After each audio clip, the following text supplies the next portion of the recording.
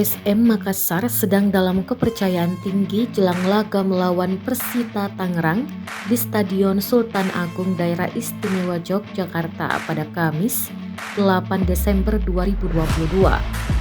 Berbekal kemenangan meyakinkan atas Persikabo, skuad Cuku Eja menargetkan 3 poin. Apalagi PSM masih nyaman memimpin klasemen dengan 25 poin. Sementara itu Persita datang dengan catatan buruk. Di laga terakhir, Persita harus mengakui keunggulan Bali United.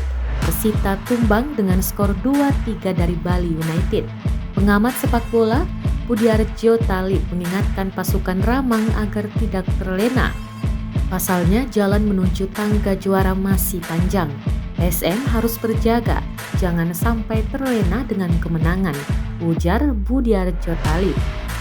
PSM memang sedang di atas angin. Selama Liga 1 2022-2023, PSM masih belum terkalahkan. Blim DKK menjadi satu-satunya tim yang masih belum terkalahkan. Saat ini, PSM masih memimpin klasemen Liga 1 musim 2022-2023. PSM unggul 1 angka dari Bali United yang bertengger di posisi kedua. Rashid DKK masih berada di jalur positif tanpa kekalahan. Sementara itu, Persita berada di peringkat 6 dengan koleksi 22 poin. Persita mengantongi 7 kemenangan dengan 4 kekalahan serta 1 hasil imbang.